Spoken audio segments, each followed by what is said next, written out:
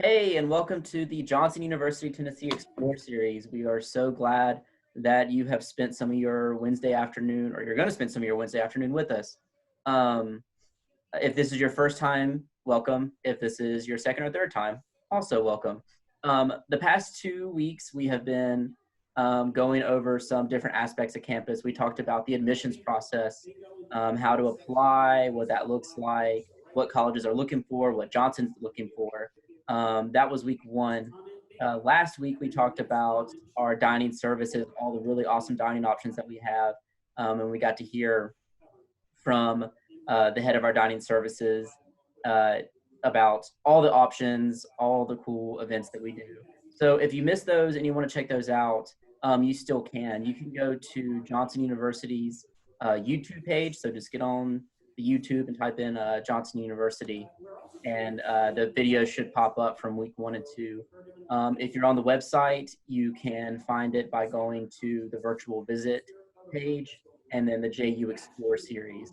And you can watch those and catch up. But this week, we're going to be jumping into kind of the meat and bones of what Johnson University is. It is, it is a institution of higher education, and so we are going to delve into the first aspect of what we offer here, and what you can be educated in here at Johnson. And we're going to start with our School of Communication and Creative Arts. So I hope that you guys are ready to get a lot of really awesome information and meet some really cool people. If throughout you have questions or comments or need something from us, shoot it over in the chat. We have someone moderating. You can raise your hand. They go slower, go faster. I'm looking at all that here in the Zoom. So if you need anything, throw it over there. But again, we're just gonna jump into it. School of Communication, Creative Arts. The dean of that school is Matthew Broadus, and so I figured that Matthew, could you just give us a little bit of a rundown of your school? Sure. First off, welcome to the School of Communication and Creative Arts. Our school focuses on the processes of communication and artistic creation, from the mindset of how do we use these in professional settings, how do we use them in ministry settings, how do we live lives of creativity in a way that truly glorifies God. So we have several programs in our school. Starting on the music side, we have a worship program, a worship ministry program. It's a Bachelor of Music and Worship. The program has had great success over the past 5 years. We redesigned it about 5 years ago, and we continue to tweak it a little bit. But churches regularly come to us when they're looking for worship ministers, and so it's a great opportunity to both learn musical skills, but then also learn theology, the theology of worship, how to lead others in worship, and how to live a life of worship. We also have a music education program for students who are interested in becoming full-time music teachers or working in some sort of music education setting. We have a similar program on the Florida campus, our musical arts program. The Tennessee campus program actually leads to licensure for vocal choral. It leads to licensure in vocal teaching, in choral teaching, in the state of Tennessee. So it's a licensed program with the state and fully accredited. And then we also have a new program that it's a program we've actually had for a few years, our old audio production program. This year, we've redesigned the curriculum and it's relaunched as a Bachelor of Music Technology. And we've taken everything that was strong about the old program and we've added in some computer science elements, some music instrument building elements, and we've really tried to make it a more solid degree. It also comes, our students will end up studying a core of music theory and actually learn to be musicians along the way. So it's just a much more well-rounded degree. And we've always had pretty good job placement rates with that degree in the past, but we feel like this will just continue to strengthen our students' skills. A unique degree that launched last year is our Bachelor of Fine Arts in Visual Production and Design. And this degree was designed with the mindset of, if you want to go into the world of artistic production, specifically visual media, what are the skills that you need to do that? And so you need to be able to animate, you need to be able to do graphic arts, you need to be able to do video production, you need to learn to do scripting. there's a variety of things you need to be able to do, typography. And so all of those go into this degree. And several of our degrees are unique because they have a reduced arts and science core, and you end up spending actually more time in the professional majors. That's true of the Bachelor of Music Technology, Bachelor of Worship, and the Bachelor of Fine Arts in Visual Production and Design. So it's for students who are really passionate about digging into their form of art, their form of creativity, and spending more time focused on that area. We also have a degree for students who are interested in doing some sort of creativity, some sort of creative work in the church. Our Bachelor of Creative Arts Ministry degree. We've had a media ministry degree for years. We also redesigned that this past year. And so students will have an opportunity. Again, we've taken everything that was good about our old media ministry degree, and we've added and strengthened it. So it's an opportunity for students who truly feel called to the church, and specifically to church work, to train in those areas. And then our last two degrees are our bachelor degree in journalism and strategic communication. So journalism, we focus on the idea of telling story. We look at it from the perspective of everybody has value, everyone is created in God's image. And so our job as journalists is to tell the story of those who are oppressed, to tell the stories of those who are hurting, and to make sure we're giving voice to the marginalized. So journalists document history, but the stories you choose to tell while you're documenting that history, it's important. And so we really try to make sure we have that faith lens in how we approach journalism. And in that degree, you learn to write, you learn to edit, you learn to do video content, and then you've got some flexibility to do some electives, to learn some graphic arts or some other elements to strengthen your degree. And strategic communication is very similar to that in that it's focused on the idea of public relations and corporate communication. And so we're teaching people to be people of integrity in the field of strategic communication. We want you trained and ready to go. And you may not necessarily be working for a church, but you will definitely be a light in the world. And so all of our degrees focus on preparing you professionally, making sure you have the skills you need, making sure that spiritually that you're ready to go. And so we've got some options for students who are truly passionate about creativity, and who really love storytelling, because whether it's music, whether it's visual, whether it's writing, all of this is about telling story, and ultimately all of these stories are God's stories. And we also have some minor options in these areas and some associate options for students who might be in other degrees, but they have an interest. You may be a preaching major, but you want to learn how to do web design, or you might be a counseling major, but you want to learn how to do graphic arts, or you want an associate's degree in worship, or a minor in worship. So we've tried to create options to where even if you're a major in a different school, you can still expose yourself to some other content in other schools, and just expand your toolbox. Wow, that's awesome. So it sounds like you guys offer quite a bit. And, if this is somewhere that is, if this is a topic that piques your interest, there are a lot of options and a lot of avenues to serve in that way. But not only is the content that you guys, teach great, and the options are good, but the spaces that you have are pretty cool.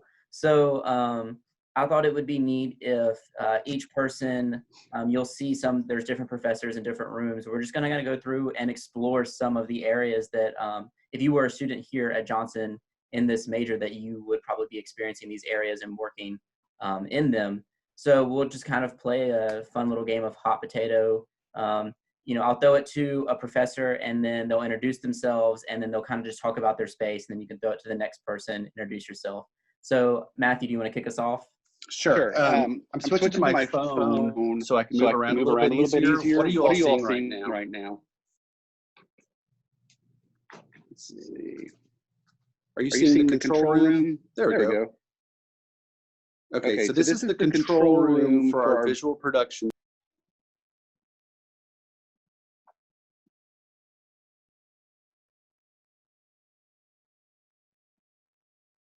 Unmute. All right, can you hear me now? Yeah. I think you can hear me now. Okay. So this is the control room for our visual production studio. Students in journalism, in visual arts, strategic communication, creative arts ministry, all train in this area. We also have similar studio space in the gym or the old gym, now the worship space, where chapel happens. We have a lot of students who work for our chapel media services team, so they do additional training in there. So this space mirrors those spaces. And then I'm going to walk you in here, and this is the visual production studio. So you've got our news desk set up there. We've got a green screen over here that students can use. And then we've got our limbo screen over here. I'm just going to spin around. Lighting controls over here, blue screen over here. And then there are our cameras.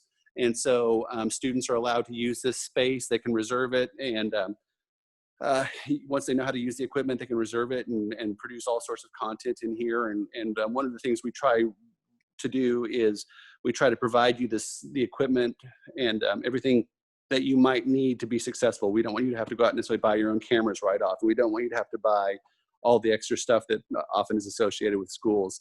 And I'll show you our equipment room in a second, but before we do that, I'll let Alan jump in and show you the mill. Hi. So I am I'm the primary professor associated with visual media production and design, the BFA degree here at Johnson. And you can see behind me, there's a TV rolling a week 2 project from the intro to animation class. Let's see if I can get that camera in there closer so you can see it a little bit more clearly. You know, just a basic walk cycle in Adobe After Effects. But I think that it's, you know, a cool little project to show you some of the things that you'd be learning in the degree program. Let me show you around the rest of the mill. The mill is what we call the computer lab associated with visual media production and design. Give me just a moment to see if I can flip this camera.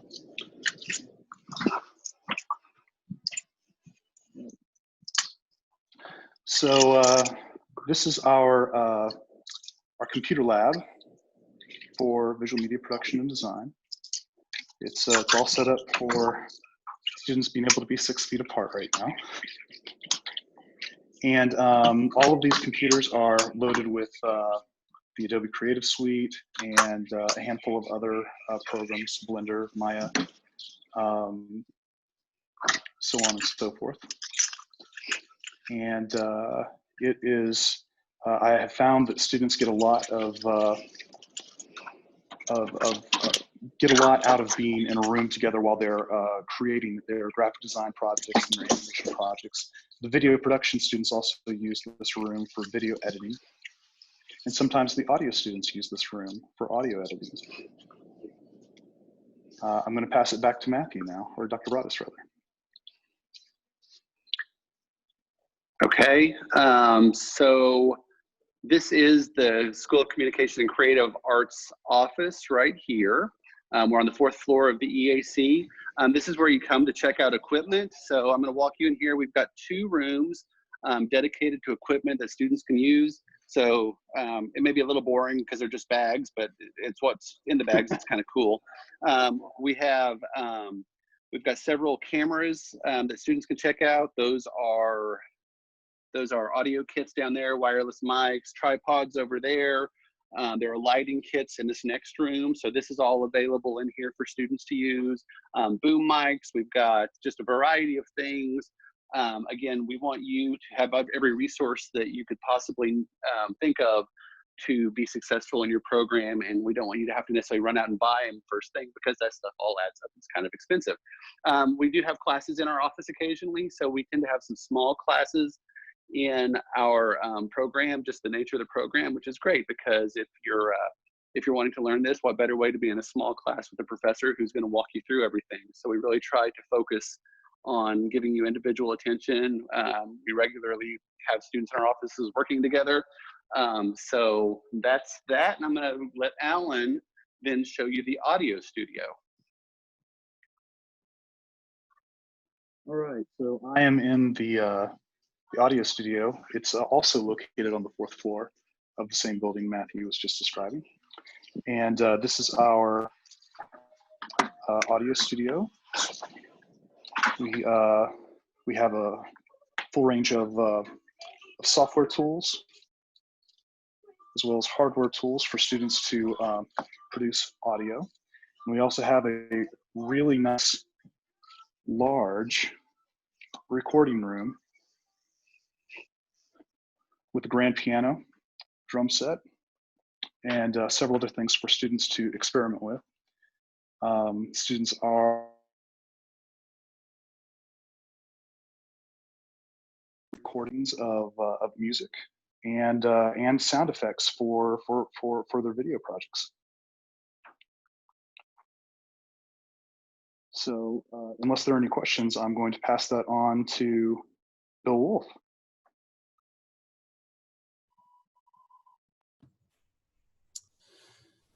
Okay, I am in our chapel space. This is, I think Matthew referred to it as the old gym. That is what it is. We now have new athletics and recreation center across the street. And so this room has been, it's in the process, we'll say, of being transformed into our worship space.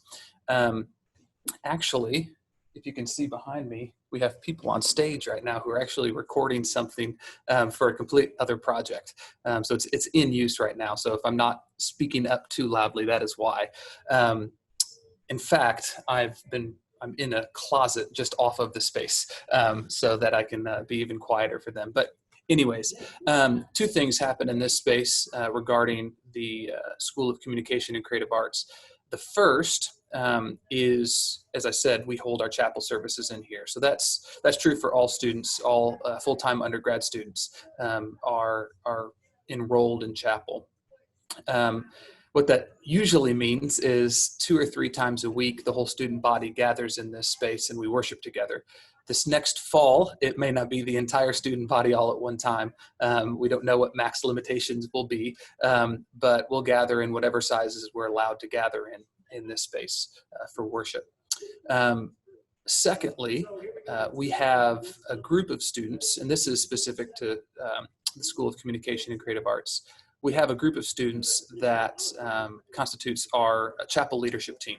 And so they work with me in helping to plan our chapel services, to, of course, pray for our chapel services, and then also to lead our chapel services. Many of them are musicians and worship leaders and singers, and they actually are the ones leading the chapel services. And so that chapel leadership team functions as an ensemble, similar to being in a choir for students who are music education majors or worship ministry majors. So that is available for sophomores, juniors, and seniors. It's not immediately available as a freshman for the primary reason of we want students to come and to worship with us, to be a part of the campus life before asking them to step up and take the responsibility of leading in some way. So, but from your sophomore year on, that is a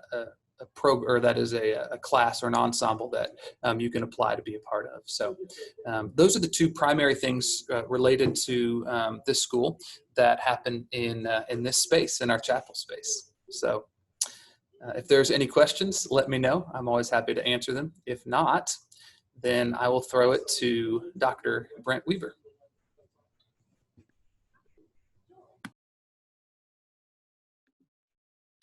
Thanks, Dr. Wolf. I'm Brent Weaver. I am a professor of music and also the director of the worship leadership program here at Johnson. Behind me are a bunch of impressive blue chairs. And this space is our choir room. It's also our music room where a number of music courses are taught, and we also teach a few worship courses here as well. So whether you are majoring in worship leadership or music education, or even if you're not majoring but you want to say participate in choir or take a music course or a course in worship, chances are good that you will spend some time in this particular space. I don't have a whole lot more to add to that. There's a lot of what happens in terms of music happens in this room. A lot of the courses, as I said, we meet in here frequently, but there are other spaces here in the music building. And with that stated, I'm going to pass things over now to Professor Jakowski, and he's going to kind of give you a tour of the rest of the music building and give a little bit of background on the music education program. So we'll start with the room that I'm in right now. So this is our music lab. We have 8 DAWs set up with Mac equipment. We also have one PC way in the back.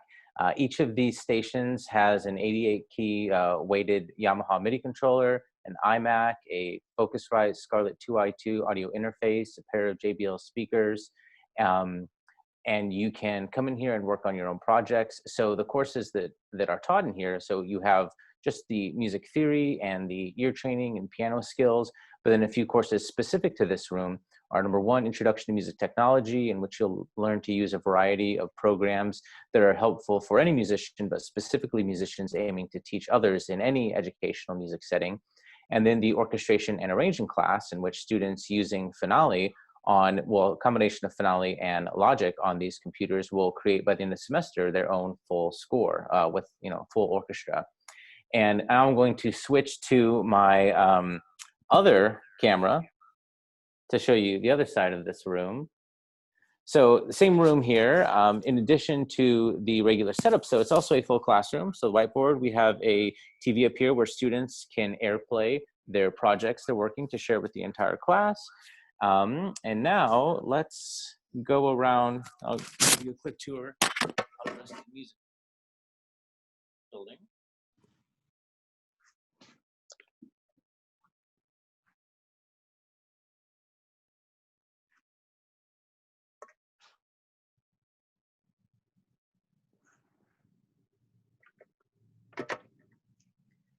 Did we lose him? Do you want me to catch him? Yeah. Let me walk down the hall. Yeah, you may have to. Okay. Can the hot potato be thrown to somebody else? I'm still here. It Oh. says you turned off my second camera. Oh, that sounds like something I could have done by accident. There we go. There we go. Okay, I'm just turning this one back off. All right.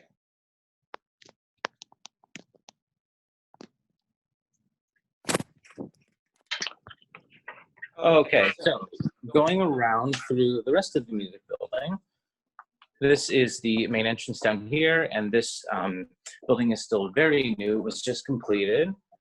We have a classroom over here. So you're on the hallway. We see some offices. This is our music laboratory, excuse me, music library. This is stacks and stacks and shelves of sheet music, and it continues going around. Another office. So here's the music lab, the room you just saw. So we go down this main hallway. We have a kitchenette the students may use. This is my office where I do the guitar lessons. We have a series of practice rooms right here. This practice room in particular is where the piano lessons are taught, and there are actually 2 pianos in this one. Another practice room. We have mirrors for the vocalists, more pianos. This one, in addition to the mirrors and the piano, we also have guitar amp for our guitar students to practice with. And in this practice room, we have yet another setup for the DAW that has all the same equipment and programs as the ones in the music lab have. And now I'm entering the choir room with Dr. Weaver. So this is where the students perform. And what size piano is this? That's a 9-foot Baldwin Grand. 9-foot Baldwin Grand. Okay, and that's the tour of the music building.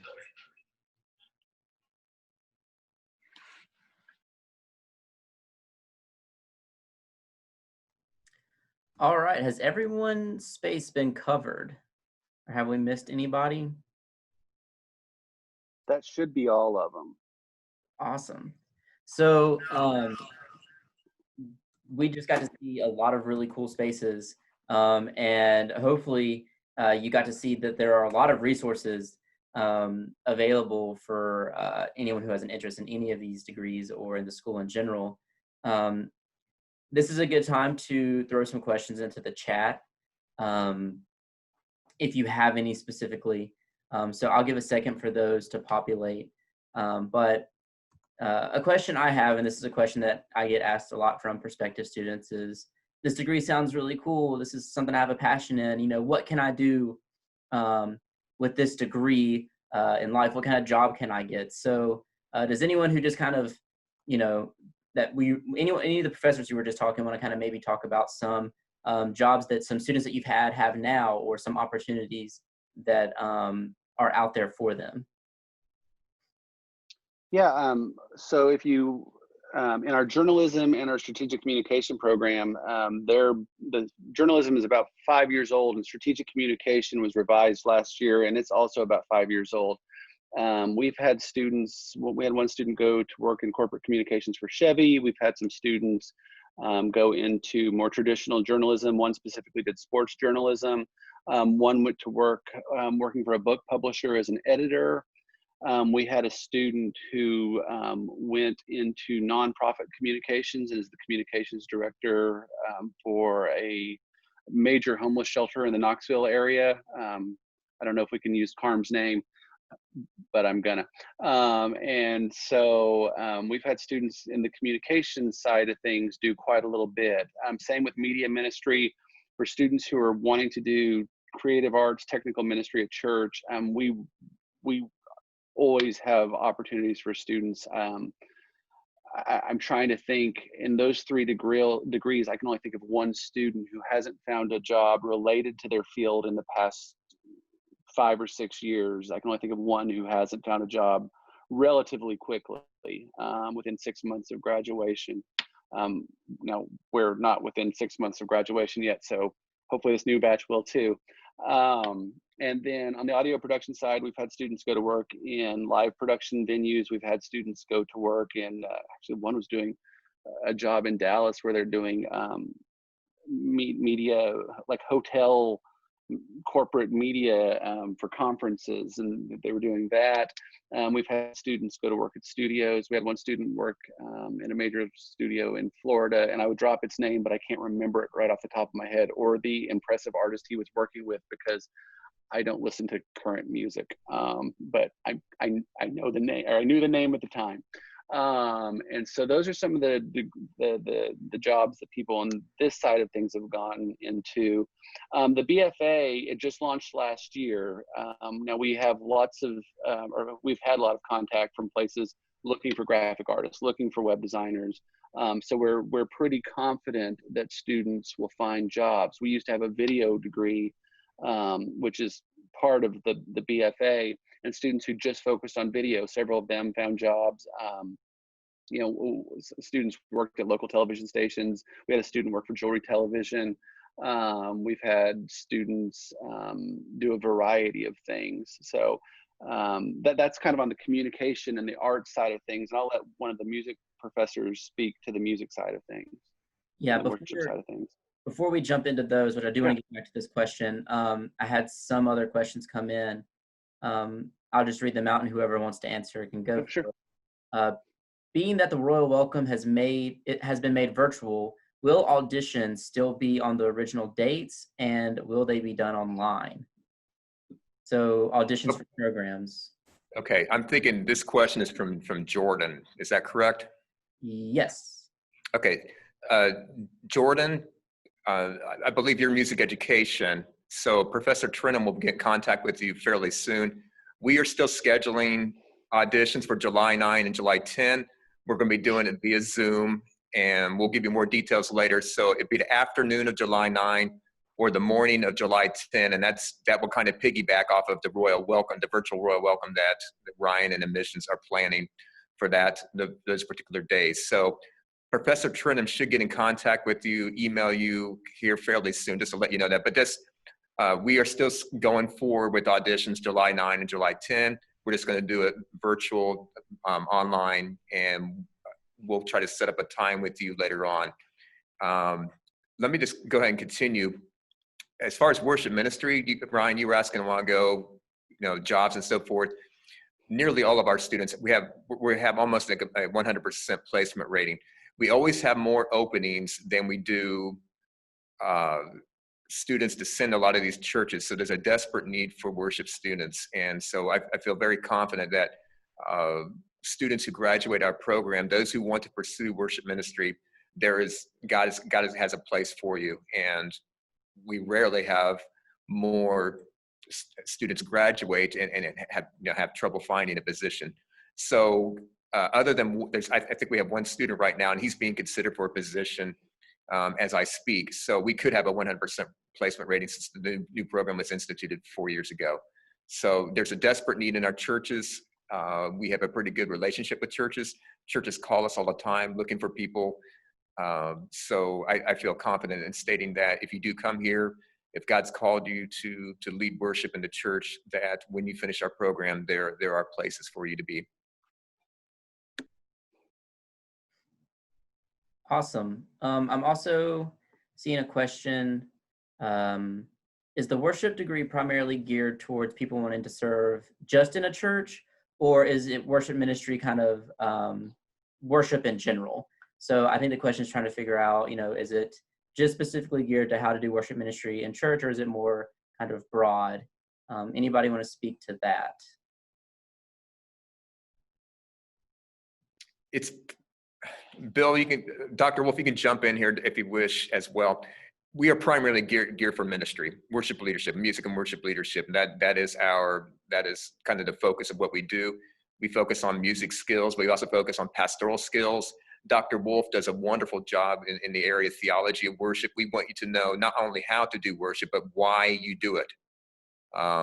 We have enough people, I think, who know how to be musicians in front of a congregation, but we want you to go deeper. We want you to be not only a music leader and a song leader and a band leader, but we want you to be able to lead pastorally and to understand worship so deeply that you are also a teacher. Not just a doer, but you're a teacher, you're a pastor, you're a shepherd of the church. So we take that role of ministry very, very seriously. In terms of just being a broad worship degree, I guess I would need to know more, kind of what that person was thinking along those lines. But we're geared, our passion is for ministry, for leadership, and primarily in the church. We do have a recent graduate who is envisioning going beyond the walls of the church and located in ministry. He's thinking more of a creative arts ministry that's going to use what he learned in worship ministry, but he's also thinking beyond. He's thinking about opening, say, a coffee shop and having a creative venue for Christian artists to come in and to share, and using his background, what he learned in worship ministry and his love for the creative arts to pursue that type of ministry as well. So I guess to address the question, I could state that, yes, I mean, we are focused on church ministry, located church ministry, and that's where our heart is. But I think there are other alternatives or opportunities for you beyond a located church ministry. And Dr. Wolf, if you have anything you want to share along those lines, you're welcome to jump in. No, actually, I don't know if I would add anything to that. I think that's exactly my heart, Brent's heart, and the university's heart with the program. Yeah. And I would throw in, we've had students who in their ministry, rather than like church ministry, like we just recently had a student who graduated who was doing student ministry at the University of Tennessee, who had a worship degree, and she was utilizing her background in worship theology and being successful at that ministry, largely because of what she learned, the biblical foundation she learned here. And then we also have opportunities for students who, and I don't know if this is the direction that the person asking the question was going or not, but we do have some minor options. So if a student is more interested in the musical side of things versus worship theology, we do have minors where students can do music-focused minors tied to other degrees. So, you could do, if you had something you were trying to kind of customize or something, you might do a music minor, and you might do a graphic arts or a visual arts major. And so we've tried to create a lot of access points for students who might have kind of a different idea of what they want their career to look like. Because the reality is, we're giving you a foundation, but it's amazing some of the ideas students have and some of the directions they want to go and some of the things that we've never even thought of, that you can use a worship degree in this avenue, or you can use a graphic arts degree in this avenue, or a journalism degree. And it's amazing to see what students come up with a lot of the time. Yeah, I think the question was geared towards someone who wants to go into worship ministry, and they were trying to ensure that it's just not, you know, this is what you do on Sunday mornings. This is what happens, you know, with the band. I think that we answered that pretty well. That we the whole art of worship, what worship means, and how that transforms us, and yes, and how that plays out practically. But yeah, these are some really good questions. Are there any more that you guys are able to think of? If so, keep throwing them into the chat. So this is a question from me, coming to someone who is fairly ignorant about music, but what kind of like styles of music do you guys practice? Like if someone is, doing voice lessons is it like rock music, pop music, classical music? Like what do we all kind of just, what's the gambit, I guess? What do we do? I'll go first and I'll let Professor Jakowski jump in. We do everything, or at least I think we do everything, or nearly everything. We have a wide interest from classical to modern worship to jazz. Professor Jakowski will talk about rock. Style. I love gospel. Particularly I love Black gospel as well. There's a special place in my heart for that. So I think we run the gamut here at particular styles. Professor Jakowski could talk about perhaps the music lessons and also about his interest in the area of rock.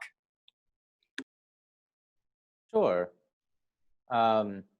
So for the guitar lessons, we do a combination. So some universities, if you want to study an instrument, you have to choose either classical, jazz, or more and more universities are offering commercial music, which is like popular rock music. At Johnson, what we do is a different model where students who study guitar receive instruction in all three styles. So some semesters focus more on jazz, others more on classical, and others more on commercial rock music. My master's degree focused exclusively on commercial music. So that's something that I really have a passion for, and that's what I grew up on. But as you come, you get a little bit of everything. So one of our most important goals to us is that the students who graduate are well-rounded and can walk into any musical setting and feel comfortable and know that they can contribute. Yeah, that's great. I just saw another question pop in. What/how many ensembles are offered at Johnson? Okay, right now the official number, that would be 2. We have the choir, and then we have a cappella group called Vox Royale. Those are our 2 official ensembles. Professor Jakowski works though with his students and has a guitar ensemble, and he may want to talk a little bit more about that. But basically, we have a choir that does a wide range of vocal styles, and then the Vox Royale is a cappella group which does anything from Renaissance all the way to modern a cappella. Creative a cappella, and they'll have an opportunity to sing at various events throughout the year. And like, I was going to jump on that. Like Dr. Weaver was saying, I have been directing the guitar ensemble for the past 2 semesters here, and working with our provost, Dr. John Weatherly. He and I were actually also putting together an instrumental ensemble for wind instruments like a school band. And if not for the outbreak last semester, we would have had our first performance of that then. But it is something that we're hoping to jump in with next semester, if possible. Also, most of our music. Oh, sorry. Oh, sorry. Oh, okay. I wanted to jump in and remind you that with the new music technology degree, we're also offering a music technology workshop, which is basically a computer music ensemble.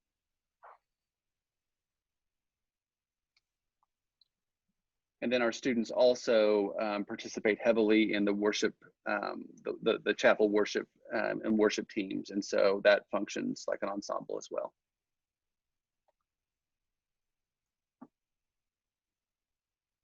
So it sounds like there are plenty of opportunities to get plugged into something, no matter what your interest is there specifically. Awesome. If there are any more questions, please keep them coming in. While I'm waiting for that, I just wanted to throw out a thank you to everyone who has contributed. The School of Communication and Creative Arts has, they've been generous with their time, and they're showing us their space and talking to us, and it's pretty cool. And I hope that we're all learning and getting to see some of the neat opportunities that are offered by Johnson, and specifically by the School of Communication and Creative Arts. Can we And, also put Ariel Murphy on the spot real quick? She's our administrative director, and she advises most of our students on the communication and art side. So when you get here, you will get to work with Ariel. So I just wanted you to have a name and face to put with your advisor. So she's wonderful. And while we're waiting for other questions, I thought I could just speak briefly about the music education degree. I know we have at least one person on right now who's interested in music ed. Our music education degree was actually just launched a few years ago, and we had our first 3 graduates last year. And while anyone in our program is streamlined to go right into the teacher licensure program to be able to teach in the state of Tennessee, one of our students was from Ohio. So for the last year, she and I were working together to make sure that even though she received her bachelor's degree in Tennessee, she was still filling all the requirements. And now she's been accepted at a university in Ohio to do teacher licensure. Because everyone just graduated, our first cohort of students, we can't speak to the careers that they've yet had because they have to complete their program. But as someone who went through a Bachelor of Music Education degree myself, of course, it's designed primarily for people who want to teach in a K-12 musical setting or in a college or university setting. But what's great about the program is how well-rounded it is. One of my friends I graduated with is the director for Phantom of the Opera in Las Vegas. 2 of my other friends are on Broadway as conductors, one with Les Mis and one with Wicked, and all of them have degrees in music education, because really, if you think about the essence of what their jobs require, they are teaching music to people. And so many of these principles, whether you're working with children or young adults or professionals, the principles carry over. A lot of people also find success as performers with just the skills I was able to receive as a music education student. I've been able to perform with the San Diego Ballet Orchestra, a professional musical theater company in Los Angeles, California for a couple of years. And then also I've just been commissioned to write original music for a television network here in Knoxville for musicals, both in America and in Europe. And that hasn't been through extra study I've done, but just from the skills I've acquired as a Bachelor of Music Education student, because there's this focus on all aspects of learning and teaching music. Yeah, that's some really good information. I saw a question pop up about practice room hours. What hours are the practice rooms available? Pretty much all day, as long as there's not something being taught.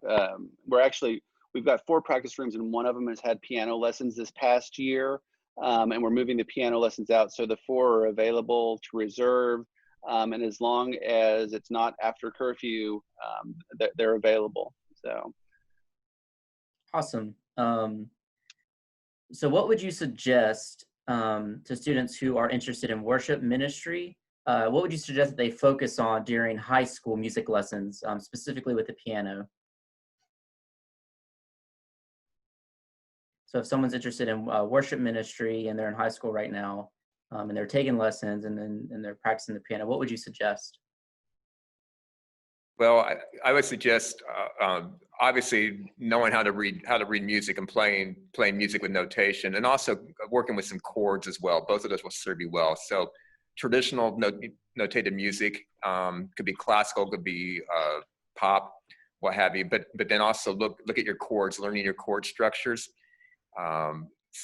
Those would be the 2 areas I would look at. So kind of a classical study is very important, but so is the modern aspect of it. So knowing how to play triads, knowing how to play 7th chords, knowing how to do your voicings with those.